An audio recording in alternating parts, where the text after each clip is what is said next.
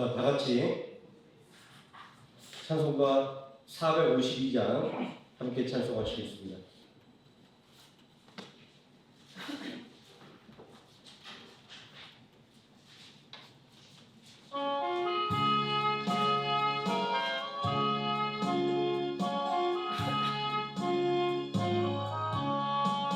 내 모든 소원 기도의 제목 예수님 닮기 원하니라. 예수님 형상 나이기 위해 세상에 보았기전에 예수님 닮기 내가 원하네. 날 구원하신 예수님을 내 맘속에 지금보다 주님의 형상 비치소서. 무한한 사랑 풍성한 그를 슬픈 자리로 가시는 주 이른 죄리 의로운 예수 그 형상 남게 하옵소서. 예수님 닮기 내가 원하네. 날 구원하신 예수님을 내 맘속에 지금보다 주님의 형상 비치소서. 겸손한 예수 거룩한 주님 원수의 결실 참으시사 우리를 위해 고난을 받은 구주를 함께 하옵소서. 예수님 닮기 내가 원하네. 날 구원하신 예수님을 내 마음속에 지금보다 주님의 형상 비치소서.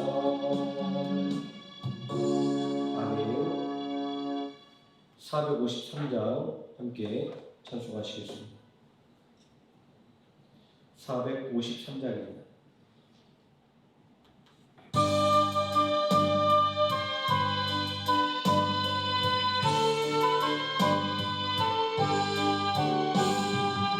예수도 알기 원하네.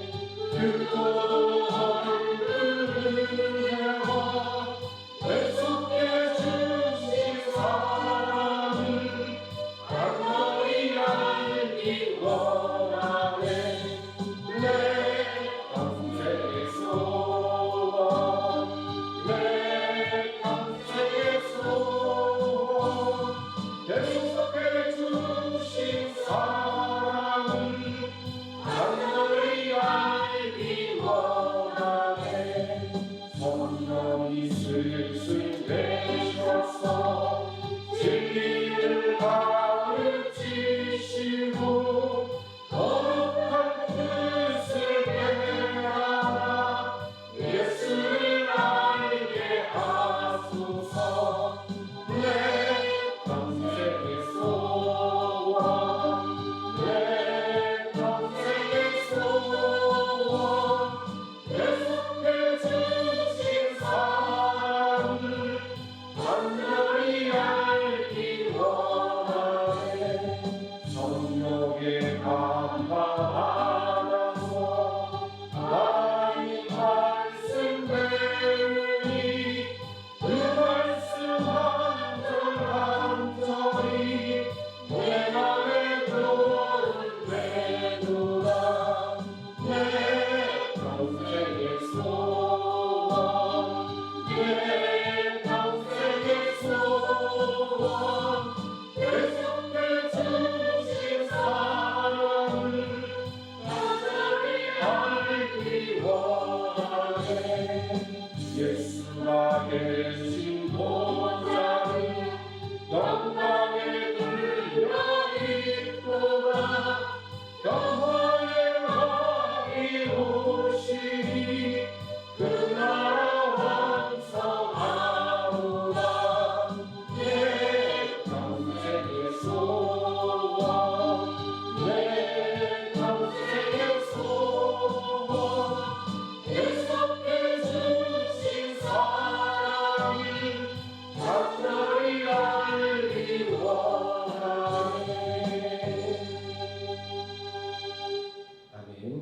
454장 찬송하시겠습니다.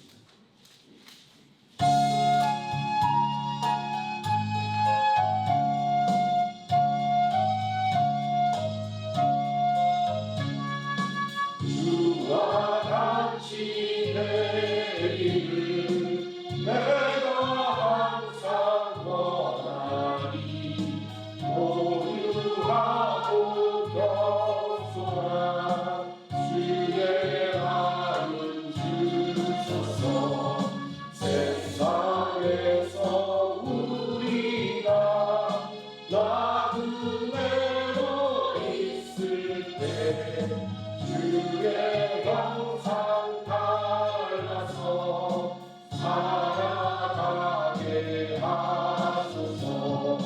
비록 작은 새라도 돌보시는 하나님 나와 함께 계시어 나를 지켜주소서.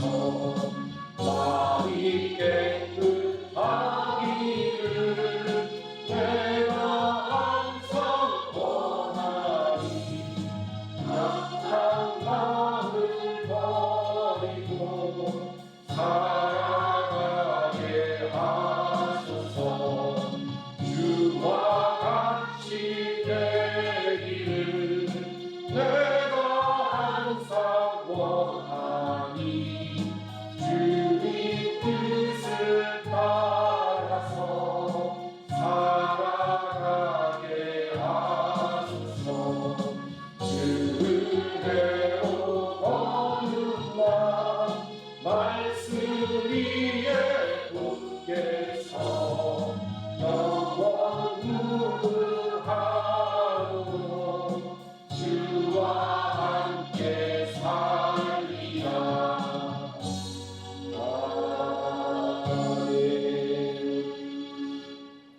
사도 신령하심으로 신앙 고백드리겠습니다. 전능하사 천지를 만드신 하나님 아버지를 내가 믿사오며 그 외아들 우주 예수 그리스도를 믿사오니 이는 성령으로 잉태하사 동정녀 마리아에게 나시고 본디오 빌라도에게 고난을 받으사 십자가에 못 박혀 죽으시고 장사한 지 사흘 만에 죽은 자 가운데서 다시 살아나시며 하늘에 오르사 전능하신 하나님 우편에 앉아 계시다가 저리로서 산 자와 죽은 자를 심판하러 오시리라. 성령을 믿사오며 거룩한 공예와 성도가 서로 교통하는 것과 죄를 사하여 주시는 것과 몸이 다시 사는 것과 영원히 사는 것을 믿사옵나이다. 아멘. 찬송가 93장 함께 찬송하시겠습니다.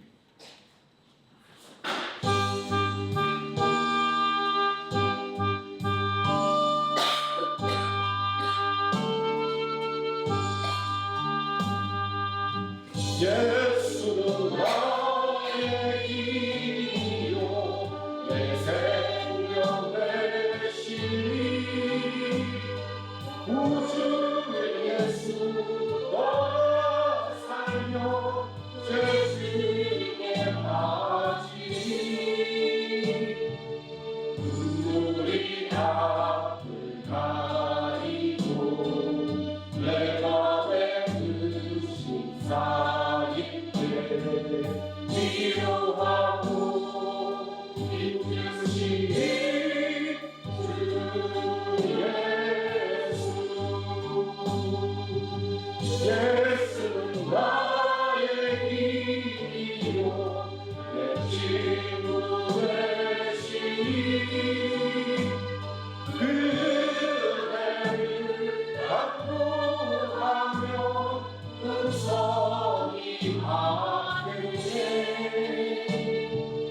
햇빛과 비를 주시니 주수할 곳이 많도다. 이가 열매 주시느니 주 예수. 예수는 나의 힘이요 내 기쁨 되시니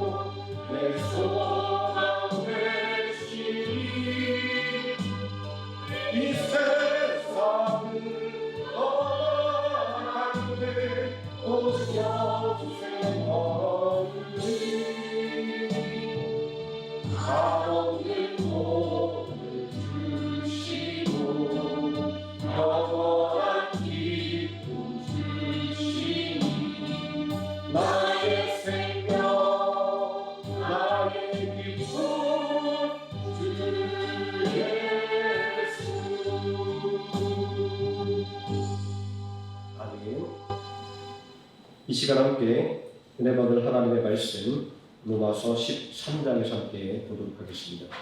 신약성경 257페이지 로마서 13장 11절에서 14절까지 말씀입니다. 짧은 말씀 우리 다 같이 한 목소리로 봉독하시겠습니다. 또한 너희가 이 시기를 알거니와 자다가 깰 때가 벌써 되었으니 이는 이제 우리의 구원이 처음 믿을 때보다 가까웠으리라. 밤이 깊고 낮이 가까웠으니 그러므로 우리가 어둠의 일을 벗고 빛의 갑옷을 입자. 낮에와 같이 안정히 행하고 방탕하거나 술 취하지 말며 음란하거나 호색하지 말며 다투거나 시기하지 말고 오직 주 예수 그리스도를 옷 입고 정욕을 위하여 육신의 일을 도모하지 말라. 아멘. 찬송가 443장 함께 찬송하시겠습니다.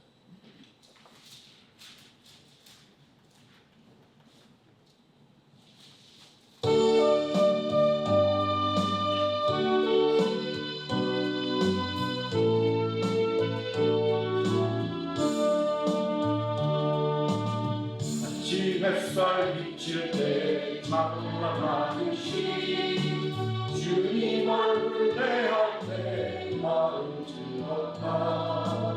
우리 주님 내 맘에 빛나는 때야. 그 앞에서 머무시는 주님 영접해. 평생을 주와 함께 살아가리라. 온 세상이 비로소 캄캄해질 때 흙과 벽성 나무와 주경접하다. 마음 속에 불안이 일어날 때도 믿음을 위해 장소하는 우리 주님 일생도 주 섬기며 살아가리라. 어느 푸른 덮치고 해와 빛나는 모든 죄를 씻으니 기쁨 넘치네. 주의 은혜 맘속에 가득히마다 생명의 주 늘 모시고 감기가 되려 영광스러운 한 세상을 인내하고자.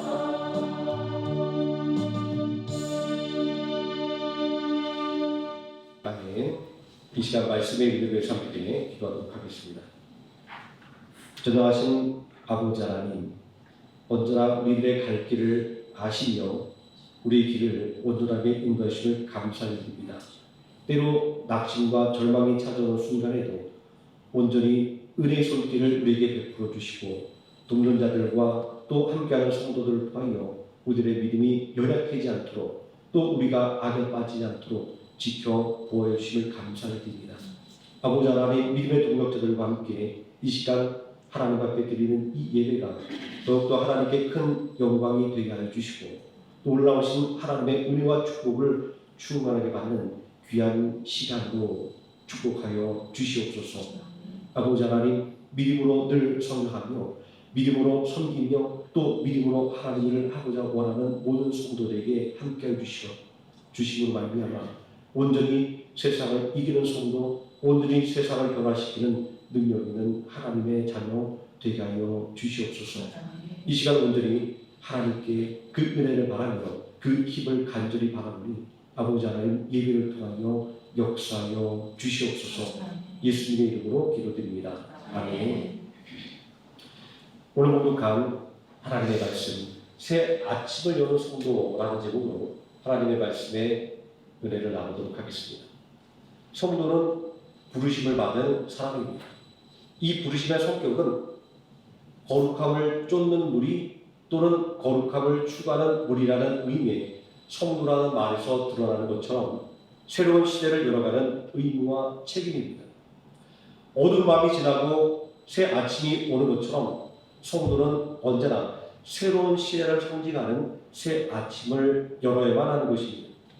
본문의 말씀을 보게 되면 밤과 낮에 상반된 이미지가 대립을 하고 있습니다. 그것은 밤과 낮, 또 어둠의 일과 빛의 가분, 그리고 단정함과 방탕, 술 취함과 음란, 호색과 다툼과 시기, 그리고 예수 그리스도로 옷을 입는 것과 정욕을 위한 육신의 일입니다. 자, 우리는 이러한 상반된 이미지 속에서 낮과 빛의 가복과 단정함이 예수 그리스도로 옷 입는 성도에게 속한 것임을 알 수 있습니다. 그리고 동시에 밤과 어둠의 일, 그리고 방탕, 술 취함과 음란과 호색과 다툼과 시기는 정욕에 물든 육신에 속한 것임을 알 수 있습니다. 말씀 속에서 드러나 있는 이러한 이야기들을 같은 성격의 개념으로 구분짓다 보니까 저절로 선과 악의 이분법적인 구도가 그려졌습니다. 자, 이러한 이분법적인 구도는 신앙의 핵심적인 관점입니다. 자, 그러나 선과 악의 이분법적인 구도는 언제나 육신에 속해 살아가는 사람들의 반발을 불러 일으켰습니다. 또 이러한 이분법적인 구도는 성도에게 악영향을 끼친 면도 있었습니다. 유대인들이 자신들이 하나님의 선민이기 때문에 거룩하다고 착각했던 것처럼 성도 또한 자신이 스스로 거룩하다는 착각과 교만 속에서 사는 경우가 많기 때문입니다. 스스로를 거룩하게 여긴 바리새인들의 가장 큰 잘못은 남을 정죄하는 것이었습니다. 예수님은 남을 정죄하는 바리새인들을 소경을 인도하는 것이라고 책망한 바 있습니다. 로마서 14장 4절 말씀도 남을 정죄하는 행동을 책망하고 있습니다. 남의 하인을 비판하는 너는 누구냐? 그가 서 있는 것이나 넘어지는 것이 자기 주인에게 있음에 그가 세움을 받으리니 이는 그를 세우시는 권능이 주께 있습니다. 이런 말씀을 통해서 생각해 볼 때 오늘날 성도의 가장 큰 잘못은 나의 신앙의 기준을 가지고 남을 정죄하는 데 있는 것입니다. 그렇다고 한다면 우리는 오늘 말씀을 본격적으로 살펴보기에 앞서서 육신의 일이 부정적인 평가를 받는 이유를 살펴봐야 할 필요가 있습니다. 이 땅에 육신을 가지고 살아가는 존재들에게 있어서 육신의 일은 피할 수 없는 일입니다. 그리고 주어진 삶의 의무와 책임에 최선을 다하는 육신의 일은 칭찬받아 마땅한 것입니다. 그럼에도 불구하고 육신의 일이 부정적인 의미를 갖는 이유는 무엇일까요? 오늘 읽은 14절 말씀을 보니까 도모라는 말이 있습니다. 이 도모라는 말은 어떤 일을 이루려고 대책과 방법을 꾀하는 것입니다. 14절 말씀을 다시 살펴보겠습니다. 오직 주 예수 그리스도로 옷 입고 정욕을 위하여 육신의 일을 도모하지 말라입니다. 이 말씀 속에서 육신의 일이 마냥 부정적인 것만이 아니다라는 것을 알 수 있습니다. 아니, 육신의 일은 같이 판단을 할 수 없는 중립적인 것이다 라고 할 수 있습니다. 마치 칼이 주부의 손에 들리면 가족을 위해 맛있는 요리를 준비하는 도구가 되고 칼이 강도의 손에 들리면 사람을 해치는 흉기가 되는 것처럼 말입니다. 이 말씀에서 육신의 일의 가치를 판단하는 기준은 정욕입니다. 이 정욕이라고 하는 말은 과도한 집착과 욕심을 가리키는 말입니다. 13절에 말씀하고 있는 방탕, 술 취함, 음란과 호색, 다툼과 시기는 모두 다 과도한 집착과 욕심에서 나오는 행동들입니다. 그런데 이러한 과도한 집착과 욕망을 이루기 위해서 대책과 방법을 세울 때 육신의 일은 악한 것이 되고 많은 것입니다.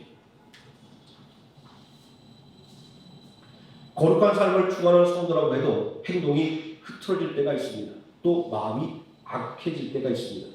그러나 그 자체로 문제가 되는 것은 아닙니다. 흐트러진 행동을 수습하지 못하고 악해진 마음을 되돌리지 못하는 것이 문제가 되는 것입니다. 정욕을 위해서 육신의 일을 도모하는 것이 문제가 된다는 것입니다. 예수님은 마태복음 5장 27절과 28절 말씀에서 간음의 문제를 다루면서 정욕을 도모하는 것이 왜 문제가 되는지를 말씀하셨습니다. 또 가늠하지 말라 하였다는 것을 너희가 들었으나 나는 너희에게 이르노니 여자를 보고 음욕을 품은 자마다 마음에 이미 가늠하였느니라. 가늠이 죄라고 하는 것은 다 알지만 마음으로만 생각하는 것이 동일한 죄가 된다는 말씀은 무슨 의미일까요? 우리는 이 말씀의 의미를 정욕을 도모하지 말라는 말씀을 통해서 이해할 수 있습니다. 정욕은 과도한 집착과 욕심입니다. 그리고 도모는 그러한 일을 이루기 위해서 대책과 방법을 세우는 것입니다. 자, 그러니 우리 마음속에 생기는 자연스러운 이성에 대한 호감이라고 하는 것은 문제가 아니라는 것을 알 수 있습니다. 랍비들은 가늠의 문제에 대해서 오랜 연구 끝에 이런 답을 내렸습니다. 이성에 대한 호감이나 욕망을 갖는 것은 정상적인 것이다. 하지만 자신의 욕망을 채우기 위해서 구체적인 방법을 모색하고 대책을 세우는 것은 이미 가능한 것이다 라고 말입니다. 예수님도 다윗의 계보를 따라 이 땅에 오신 유대인을 생각한다고 한다면 마음에 음욕을 품는 자마다 마음이 이미 가능하겠느니라 라는 예수님의 말씀의 의미를 우리는 이 탈무드의 한 대목을 통해서 이해할 수 있습니다. 여기서 우리가 생각해야 될 것이 있습니다. 유대인들은 모두가 회당에서 율법을 배웠고 탈무드를 배웠다는 것입니다. 유대인으로 이 땅에 오신 예수도 마찬가지로 회당에서 율법과 탈무드를 배웠습니다. 자, 이러한 배경 속에서 유대인들이 갖고 있는 하나님의 선민이라는 자부심은 전혀 근거가 없는 것이 아님을 알 수 있습니다. 왜냐하면 그들은 언제나 모든 상황 속에서 하나님의 백성으로 어떻게 살아가야 할 것인가에 대해서 실질적인 고민을 하고 있었기 때문입니다. 하나님의 부르심은 정말 특별한 성격을 갖고 있습니다. 그것은 부름을 받은 사람들로 하여금 새로운 마음으로 새로운 시대를 준비하도록 만들었기 때문입니다. 유대인들이 율법을 배우고 준수하는 것뿐만 아니라 탈무드를 통해서 생활 속에서도 택함받은 사람으로서 구별된 삶을 살기 위해 노력하는 흔적을 살펴볼 수가 있습니다. 자, 여기에 더해서 성경에 등장하는 믿음의 인물들을 살펴보면 부르심을 입은 사람들로 하여금 새로운 시대를 열도록 준비하시는 하나님의 섭리를 확인할 수 있습니다. 인간의 죄악이 세상에 가득 찼을 때 하나님은 홍수로 세상을 심판하기로 작정하셨습니다. 그때 하나님은 노아를 부르셨습니다. 노아로 하여금 새로운 시대를 준비하도록 하기 위해서였습니다. 죄악으로 가득한 세상을 심판하고 믿음의 사람을 통해서 만들어지는 새로운 시대를 열기 위함이었습니다. 그런데 노아는 어떻게 이런 은혜를 받을 수가 있었을까요? 창세기 6장 8절은 노아는 여호와께 은혜를 입었더라 라고 말씀하면서 이어지는 9절 말씀에서 그가 여호와 하나님의 은혜를 받은 이유를 말하고 있습니다. 노아는 의인이요 당대의 만전한 자라 그가 하나님과 동행하였으며 라고 말합니다. 자, 우리 여기 의인이라고 하는 표현 속에서 노아가 하나님을 믿는 신앙의 사람인 것을 알 수 있습니다. 창세기 15장 6절에 아브라함이 여호와를 믿으니 여호와께서 이를 그의 의로 여기시고 라고 말씀하고 있습니다. 하나님께서는 노아의 믿음을 보시고 그에게 새 시대를 여는 사명을 맡겨 주셨던 것입니다. 또 죄악으로 가득했던 홍수 이전의 세상처럼 갈대아 우르는 우상으로 가득한 도시였습니다. 하나님께서 아브라함을 부르신 것은 그로 하여금 새로운 시대를 열도록 준비하기 위해서였습니다. 창세기 12장 2절과 3절 말씀은 이러한 하나님의 부르심의 목적을 잘 보여주고 있습니다. 내가 너로 큰 민족을 이루고 내게 복을 주어 내 이름을 창대하게 하리니 너는 복이 될지라. 너를 축복하는 자에게는 내가 복을 내리고 너를 저주하는 자에게는 내가 저주하리니 땅의 모든 족속이 너로 말미암아 복을 얻을 것이라 하신지라. 이렇게 아브라함의 사명은 살아계신 하나님을 삶으로 증거하는 것이었습니다.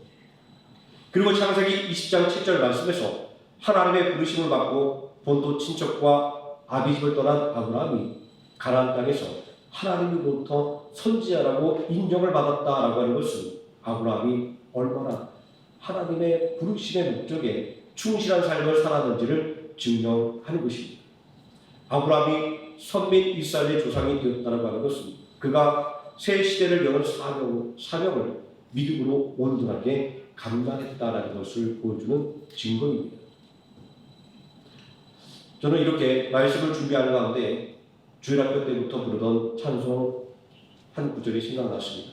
예수 이름으로 예수 이름으로 승리를 얻었네. 기독교인이라고 하면 누구나 다 알고 있는 찬송입니다. 아니 저희 세대, 우리 권사님 세대라고 한다면 교회를 다니지 않아도 이 찬양을 하면 흥얼흥얼 다 따라 부를 수 있는 그런 찬양 중에 하나일 겁니다. 이 찬양만큼 예수님의 이름을 믿는 믿음의 능력에 대해서 잘 설명하고 있는 것은 없을 것입니다. 특히 예수님을 따라 어디든 가리라 라고 하는 이 찬양의 내용은 더욱더 그렇습니다. 한번 PPT 제가 반주기 찾아봤더니 제가 못 찾았어요. 한번 같이 한번 불러볼까요? 다 아시니까. 예수님을 따라 예수님을 따라 어디든 가리라 예수님을 따라 예수님을 따라 어디든 가리라 예수님을 따라갈 때 밝은 태양빛이 비치고 예수님을 따라갈 때 밝은 내일이 있네. 특히 이 찬양의 2절 가사는 바다가 깰 때가 되었고 낮이 가까웠으니 빛의 갑옷을 입으라 라는 본문의 말씀이, 그리고 예수 그리스도로 옷을 입으라는 말씀이 성도에게 강력하게 요청되는 이유를 아주 잘 설명해 주고 있습니다. 하지만 실생활에서 오직 예수 이름으로 라고 하는 신앙 고백은 무색해질 때가 많습니다. 믿음을 이야기하지만 우리의 삶 속에서 믿음의 향기가 풍기지 않는 경우가 너무나도 많기 때문입니다. 우리의 생각, 언어, 그리고 우리가 추구하는 것들이 세상과 구분되지 않는 경우가 다반사이기 때문입니다. 하지만 이 말은 세상과 교회의 가치를 마치 대립하는 것처럼 또 세상을 부정적인 것으로 평가하기 위해서 말씀을 드리는 것은 절대 아닙니다. 세상과 성도가 구분되지 않는 경우를 말하는 것은 인생을 추구하는 세상적인 관점과 성도의 관심이 구분되지 않는 경우가 많다라는 것을 말하고자 하는 것입니다. 세상적인 관심의 특성은 오직 나만을 위한 것입니다. 그리고 오직 이 땅에서 누리는 것에만 집중되어 있습니다. 그러나 성도의 관심의 특성은 이웃을 향한 것입니다. 그리고 그래야만 합니다. 왜냐하면 이웃을 사랑하는 것이 하나님을 사랑하는 것이기 때문입니다. 그리고 영원한 하늘나라의 삶을 준비하는 것이기 때문입니다.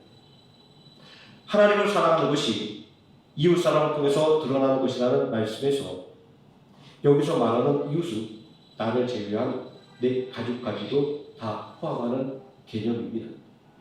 영원한 하나님의 나라를 준비하는 것은 성도가 발딛고 서 있는 삶의 현장이 얼마나 중요한 것인가를 의미하는 그런 말씀입니다.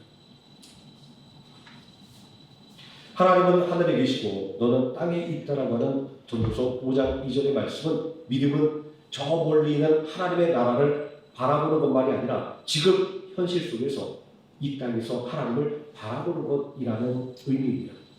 다시 말해 믿음은 지금 여기에 그리고 오늘 우리에게 필요한 것이다 라는 말씀입니다. 이것은 우리의 신앙생활이 세상 사람들이 조롱하는 것처럼 뜬구름을 잡는 것이 아니라 치열한 영적 전쟁이라는 것을 말하고 있는 것입니다.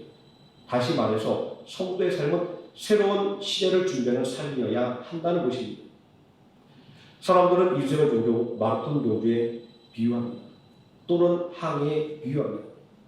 이러한 비유가 의미하는 것은 포기하지 않고 끝까지 달리는 것이 중요한 마라톤 경기와 거센 풍랑을 헤쳐나가야 하는 항해처럼 우리의 인생은 수많은 문제들을 겪어야 한다는 것입니다.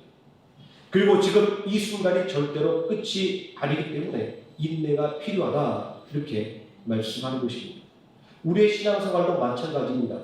오늘 예수 그리스도를 믿고 구원받았다고 해서 모든 것이 다 끝난 것이 아닙니다.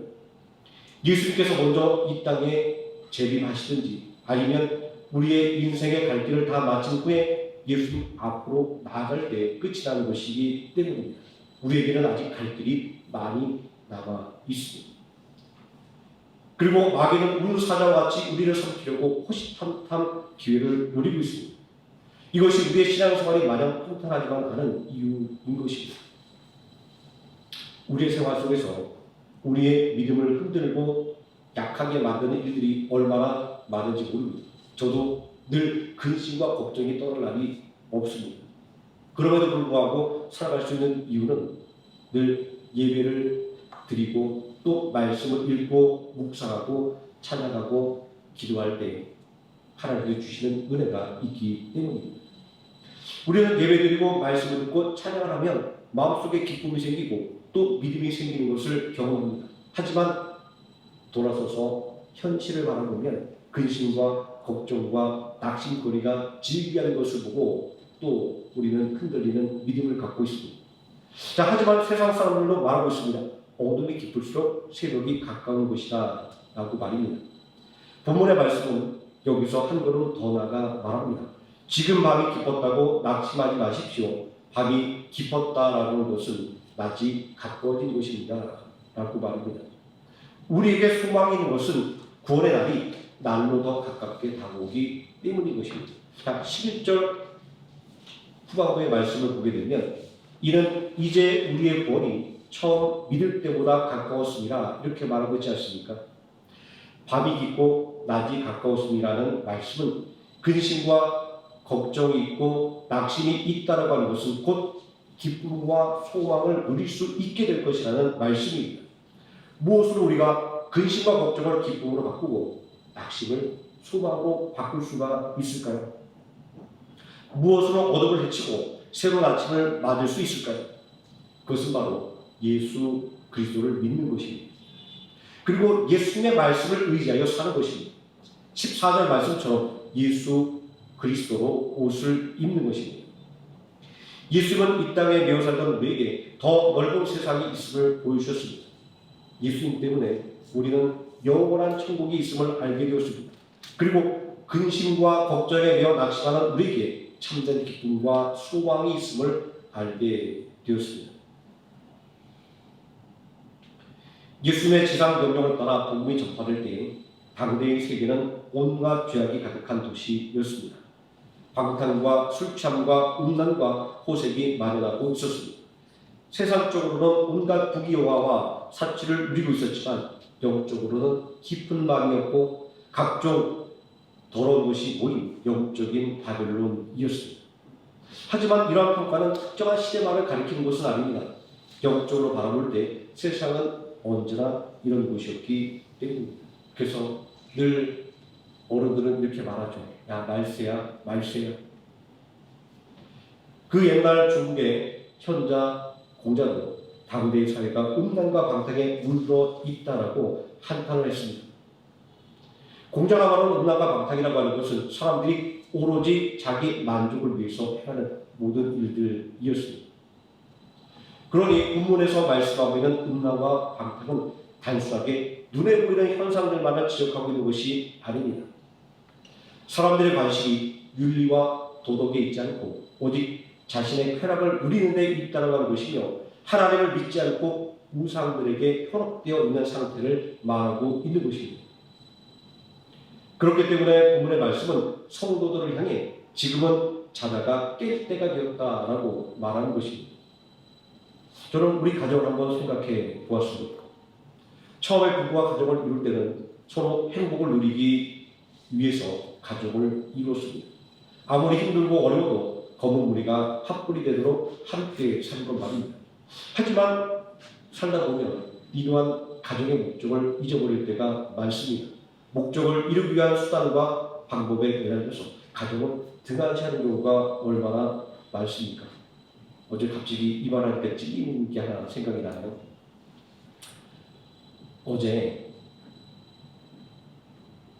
집에서 화장실을 이렇게 전기를 이렇게 청소를 했는데 갑자기 아들이 화장실 문을 빼고 열었더니 아빠 뭐 하냐는 겁니다. 아, 뭐 하긴 뭐야, 화장실인 줄 알았어. 그랬더니 그냥 밖에 나가서 엄마한테 엄마 아빠가 이상해졌어. 웬일로 화장실에서 열심히 해라고 말했다라는 겁니다. 저도 처음에 결혼할 때는 그런 생각이 있었어요. 내가 집안일 많이 도와야 되겠다. 딴 걸 못해도 내가 화장실 없으면 내가 하고 내가 쓰레기는 내가 꼭 버려줘야 되겠다 하고 처음엔 잘했었는데 오늘 정신 차려보니까 제 아들이 제가 청소할 일이 마치 큰일 난 것처럼 생각할 정도로 저도 이렇게 잊고 살고 있었다는 것을 제가 이 말씀하면서 생각이 났습니다. 오죽하면 성경이 아내들에게 그리스도에게 하듯 남편에게 복종하라고 말했으며 또 남편들에게는 그리스도께서 교회를 위하여 자신을 주심같이 아내에게 자신의 모든 것을 주라 이렇게 말씀을 하셨겠습니다. 또 우리는 자녀가 행복한 삶을 살기를 바라면서 온갖 노력을 기울입니다. 그런데 어느 순간 자녀의 행복은 등한시하고 내 뜻을 강요하는 경우가 얼마나 많습니까? 옛날에 어른들은 다 똑같았습니다. 우리 오늘 목사님도 똑같이 얘기했어요. 제가 공부 안 하면 너 세상을 어떻게 살래? 너 차라리 공부하지 말고 공장 가서 일해. 또 이렇게 말했어요. 그러니 다른 분들은 얼마나 어떤 말을 했는지 얘기하지 않아도 뻔할 겁니다. 오죽하면 성경도 내 자녀를 노엽게 하지 말라 이렇게 권면의 말씀을 주었겠습니까? 대학이라고 하는 책을 보면 수신제가 치국평천하라는 말이 있습니다. 먼저 나를 돌아보고 가족을 돌보는 것이 천하를 평화롭게 하는 것이다 라는 말입니다. 또 가와만사성이라는 말이 있습니다. 가족이 화목하면 만사가 형통해진다 라는 말입니다. 그런데 무엇으로 나 자신을 돌아보고 또 가족을 화목하게 할 수 있을까요? 그것은 바로 예수님의 이름으로 살아가는 것입니다. 본문의 말씀으로 말한다고 하면 예수 그리스도로 옷 입고 사는 것입니다. 예수님이라면 어떻게 하셨을까라는 질문이 항상 내 생각 앞에 놓이고 내 말 앞에 놓이고 내 생각 앞에 놓인다고 한다면 우리의 생각과 말과 행동은 몰라보게 달라질 겁니다. 아니면 말씀을 통해서 나의 말과 행동과 생각이 잘못된 것을 깨닫게 된다고 한다면 우리의 말과 행동과 생각은 또 달라지게 될 것입니다. 신앙생활이 우리를 예수 그리스도를 알기 전과 다른 사람으로 변화시키는 것은 바로 예수 그리스도의 이름에 이러한 변화의 능력이 들어있기 때문입니다. 우리는 예수님의 이름의 능력을 12절에 등장하는 어둠을 물리치는 빛의 갑옷에서 알 수 있습니다. 성경 곳곳에서 예수 그리스도를 경외하는 삶을 빛 안에 사는 삶이라고 묘사하고 있습니다. 다시 말해서 영적인 싸움에 필요한 무장은 각오와 절제 속에서 나오는 것이 아니라 예수님을 경외하는 삶, 예수님을 닮아가는 삶 속에서 덧입혀지는 것이다 라는 말씀인 것입니다. 에베소 6장 11절 이하에 등장하는 하나님의 전신갑주가 의미하고 있는 것은 바로 예수 그리스도의 이름으로 살아가는 것을 말하는 것입니다. 우리는 종종 저 사람 예수 믿어서 사람 됐어 라는 평가를 받는 사람들을 보게 됩니다. 예수님의 이름의 능력이 단적으로 드러나는 경우가 아닐 수 없습니다. 왜 예수님을 믿었더니 사람 됐어라는 말을 들을 수 있을까요? 그것은 예수님을 믿으면 우리의 관심이 더 이상 정욕을 만족시키기 위해서 육신의 일을 도모하는데 빠지지 않기 때문입니다. 정욕과 육신의 일은 부정적인 표현입니다. 하지만 그렇다고 해서 이것이 윤리와 도덕의 질타를 받거나 실질적인 범죄만을 가리키는 것은 아닙니다. 예수님을 믿지 않아도 또 예수를 믿는 성도보다 더 선하게, 더 모범적으로 사는 사람들도 많습니다. 여기서 말하는 정욕과 육신의 일은 죄의 본질적인 욕망을 만족시키는 것입니다. 다시 말해서 하나님으로부터 멀어지게 만드는 인간의 사상과 행동 방식을 의미합니다. 아무리 올바른 삶을 산다고 해도 육신의 일은 구원의 은혜를 얻지 못하는 것입니다. 그래서 갈라디아서 6장 상반절의 말씀은 자기의 육체를 위하여 심는 자는 육체로부터 썩어진 것을 거두고 라는 말씀으로 육신의 일의 명백한 한계를 알려주고 있습니다. 그러므로 갈라디아서 6장 8절 말씀은 육신의 일을 도모하지 말고 영의 일을 도모하라 이렇게 말씀하는 것입니다. 자기 육체를 위하여 심는 자는 육체로부터 썩어질 것을 거두고 성령을 위하여 심는 자는 성령으로부터 영생을 거두리라. 이상의 일들이 수많은 유혹과 근심과 걱정 속에서 오늘을 살아가는 성도들에게 예수 그리스도의 이름으로 살아가는 것이 요청되는 이유인 것입니다. 세상의 유혹에 넘어지고 근심과 걱정에 절망하는 세상 사람들에게 성도는 새로운 세상이 있다는 것을 보여주어야만 합니다. 오늘날 성도는 치열한 육신의 삶을 살아가지만 더 치열한 영적인 전쟁터에 서 있다는 것을 잊어서는 안 됩니다.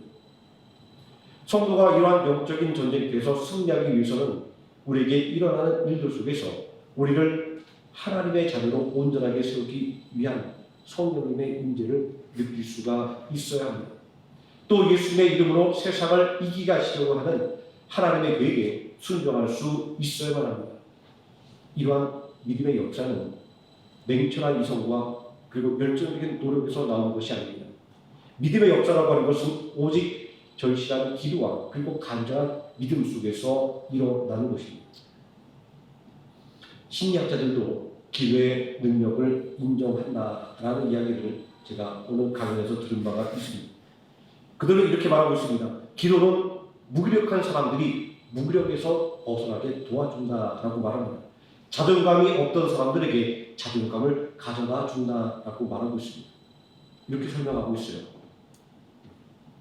그들이 간절하게 기도하는 것을 통해서 내가 할 수 없지만 내가 할 수 없는 일들을 바꿔 나가는 것을 통해서 그들은 삶의 새로운 의욕을 느끼고 그리고 자신에 대한 새로운 가치를 느낀다라는 이러한 기도된 진단을 하는 이야기를 들었습니다. 하나님을 향한 기도가 아니라 그냥 기도에도 이런 능력이 있는데 전능하신 아버지 하나님께 그리고 우리를 위하여 십자가에서 죽으신 예수 그리스도의 이름을 의지하며 또 성령님의 인도하심을 받아 드리는 기도에는 얼마나 더 큰 능력이 있을까요? 내 삶에 어두운 밤이 깊었다는 생각이 들수록 또 온 세상이 어둠에 빠져들었다는 생각이 들수록 성도가 기대고 바랄 수 있는 것은 오직 하나님의 은혜밖에 없습니다. 오직 그 이름을 믿고 의지하는 자를 보내주시는 예수 그리스도를 믿고 의지하고 소망의 새 아침을 여는 하나님의 생명함께 성도님 되시기를 예수님의 이름으로 축원드립니다. 기도하시겠습니다. 전능하신 아버지 하나님, 우리를 불러주신 것은 믿고 복받고 잘 살며 영생을 얻으라고만 불러주신 것이 아니면 오늘 말씀을 통하여 깨닫습니다.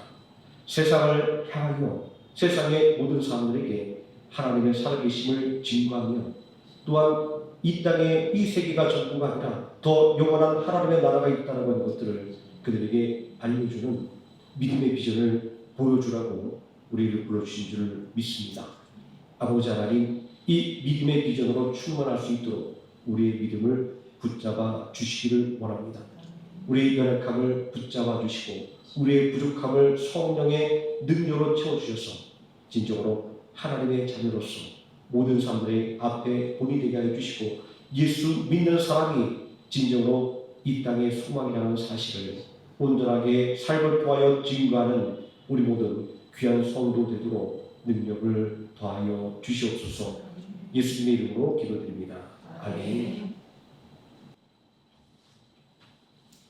찬송가 442장 함께 찬송하시겠습니다.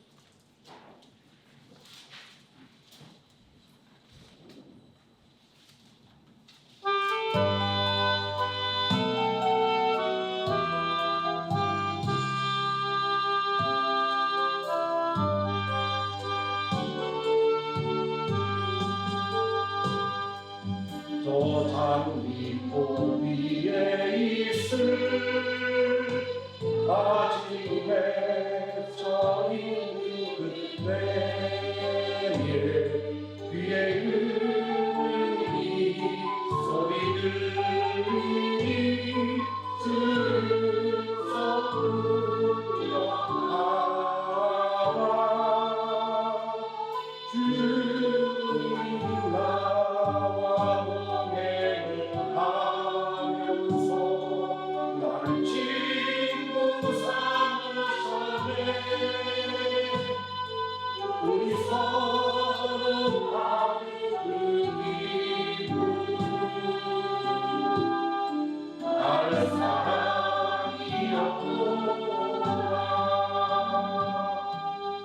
근엄한 주의 음성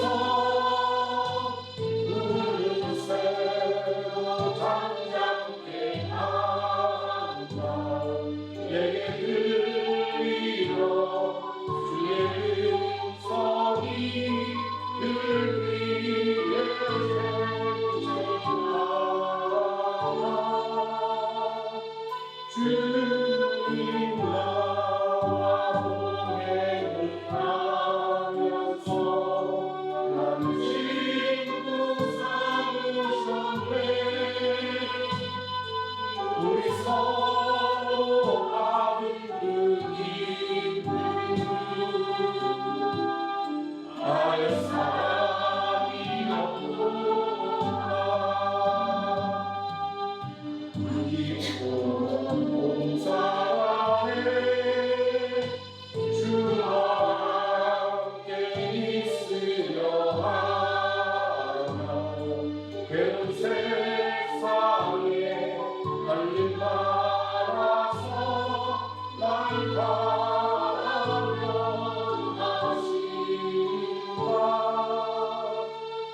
주님 나와 동행을 하면서 나는 친구 삼으셨네 우리 서로 아는 기쁨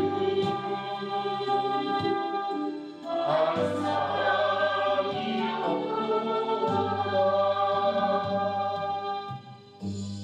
아멘. 광고 말씀드리겠습니다. 김문기 오늘 목사님 오늘 아침에 퇴원하셨다고 연락을 주셨고 또 사진도 보내주셨습니다. 다음 주 월요일 날 이제 건강 또 검진을 받는다고 이렇게 말씀을 하십니다. 완전히 다 회복될 때까지 계속해서 기도해 주시면 고맙겠습니다. 9월 셋째 주 이번 주가 되겠죠. 여전도의 헌신 예배를 드립니다. 우리 준비하시는 모든 여전도 회원들에게 하나님께서 은혜와 능력을 달라고 또 기도해 주시면 고맙겠습니다. 또 고3 수험생들 대학 입시를 위해서 계속해서 기도를 부탁드리겠습니다. 김다니엘, 문민영, 황민성 9월 마지막까지 모든 결과들이 다 잘 나올 수 있도록 더 좋은 대학 그리고 진짜 더 좋은 길로 인도하려고 계속해서 기도해 주시면 고맙겠습니다. 주기도문으로 예배를 마치겠습니다. 하늘에 계신 우리 아버지여 이름이 거룩하기를 받으시오며 나라의 임하옵시오며 뜻이 하늘에서 이루어진 것 같이 땅에서도 이루어지이다. 오늘날 우리에게 일용할 양식을 주옵시고 우리가 우리에게 죄진 자를 사하여 준 것 같이 우리 죄를 사하여 주옵시고 우리를 시험에 들게 하지 마옵시고 다만 악에서 구하옵소서. 내게 나라와 권세와 영광이 아버지께 영원히 있사옵나이다. 아멘.